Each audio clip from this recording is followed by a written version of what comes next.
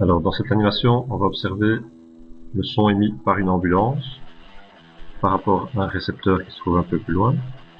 Donc l'ambulance émet un son à une certaine fréquence, donc on peut observer les différents fronts d'onde avec une longueur d'onde qui sépare les différents fronts d'onde.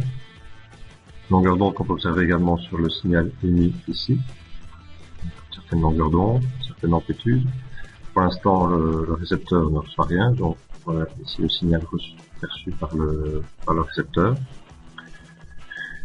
Le front d'onde va arriver au récepteur. Donc, on peut constater que la longueur d'onde est la même. Par contre, évidemment, l'amplitude est plus faible puisque l'observateur se trouve à une certaine distance de l'ambulance. On va maintenant observer ce qui se passe lorsque l'ambulance se déplace. Donc, elle émet de nouveau le même signal à la même fréquence. On peut observer ça ici. Les fronts d'onde, par contre, sont beaucoup plus rapprochés, donc longueur d'onde plus faible, ce qui indique une fréquence plus élevée.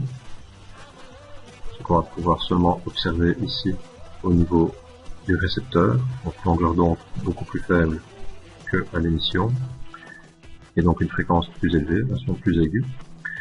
Et on voit aussi que l'amplitude du signal perçu par le récepteur augmente, ce qui est logique, puisque l'ambulance est maintenant à proximité, s'est rapprochée fortement de lui. Alors une fois que l'ambulance s'éloigne de lui, les fronts d'onde ici sont beaucoup plus éloignés, on peut l'observer ici également, ce qui indique évidemment une fréquence perçue plus faible, alors que le son émis lui est toujours à la même fréquence, toujours à la même amplitude. On peut observer aussi que l'amplitude diminue graduellement, ce qui est logique, puisque l'ambulance s'éloigne du récepteur.